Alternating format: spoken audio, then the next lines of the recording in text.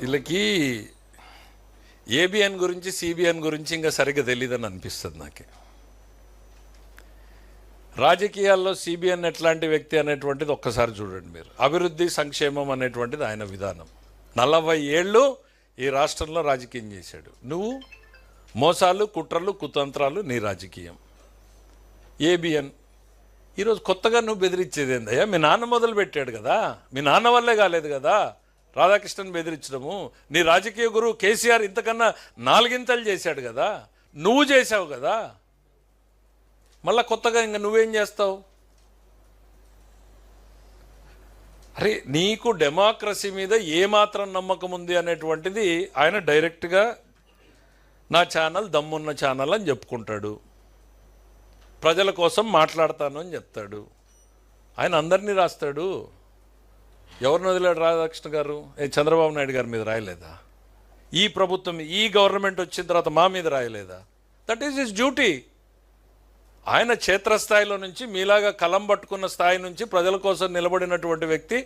ఆయన నమ్మిన సిద్ధాంతాన్ని గట్టిగా చెప్పాలి, చెప్పడమే నా ధర్మం అనేటువంటి నమ్మిన వ్యక్తి.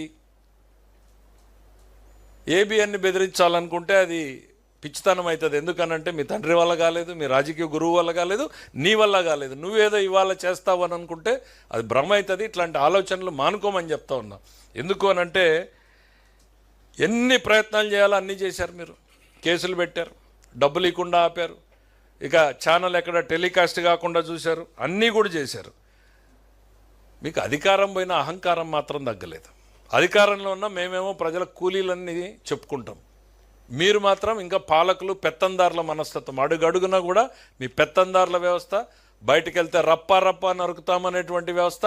ప్రజల్ని హింసిస్తాము, బెదిరిస్తాము అనేటువంటిది ప్రత్యక్షంగా ఇప్పుడే చెప్తున్నారంటే మీరు శాసనసభలో లేకుండా పోయారు, రేపు ప్రజల్లో కూడా లేకుండా పోతారు. గ్యారంటీగా చెప్పగలుగుతున్నాం మేము.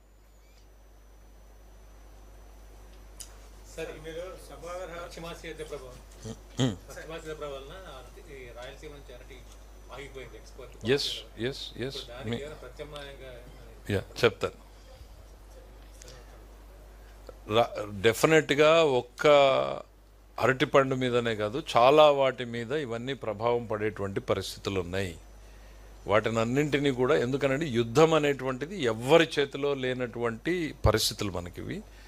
సో వాటిని గమనిస్తున్నాం. ఎట్లా, ఏ స్టేజ్లో ఏం జరుగుతుంది, ఎందుకనంటే డే టు డే వాచ్ చేయాల్సినటువంటి పరిస్థితి ఇది. మన రాష్ట్రము, మన దేశం చేతుల్లో కూడా లేదు.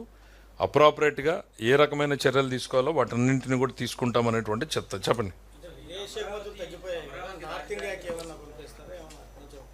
అంటే బేసిక్గా విత్ ఇన్ ది కంట్రీ ఏమవుతుందంటే ఎస్టాబ్లిష్డ్ మార్కెట్స్ ఆల్రెడీ ఉంటాయి. ఎక్స్పోర్ట్ ఉన్నప్పుడే మనకి ఆ సర్ప్లస్ బయటికి పోతుంది, ప్రైస్ మెయింటైన్ అవుతుంది.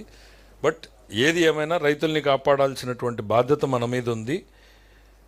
వాటిని కాపాడుతూనే ఉంటాం.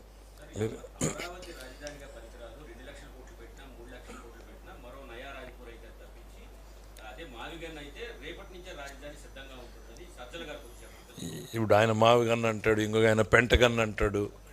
అసలు ప్రజల మీద ప్రేమ ఉంచండి అయ్యా. 24 గంటల విషయం చిమ్మడమే, 24 గంటలు. అరే పొద్దున్న లేచిన దగ్గర నుంచి రాత్రి వరకు 74 ఏళ్ళు 75 ఏళ్ల వయసులో చంద్రబాబు నాయుడు పనిచేస్తుంటే ఇట్ట కాదు ఇది చెయ్యి అని చెప్పేటువంటి ఒక పాజిటివ్ సలహా మీ నోటి నుంచి రాదు. ఎవడన్నా వస్తాను అంటే టెండర్ లేకుండా బెదిరిస్తాం మేము, హాస్పిటల్ ఎవడు తీసుకుంటాడు అనేటువంటిది. ఖచ్చితంగా అద్భుతమైన సంస్థలు వస్తాయి రాష్ట్రానికి. నువ్వు ఎంత బెదిరించినా కూడా 1000 కోట్ల పెట్టుబడులే వస్తున్నాయి. చరిత్రహీనుడు అయ్యేటువంటి పరిస్థితులు తొందరలో ఉన్నాయి.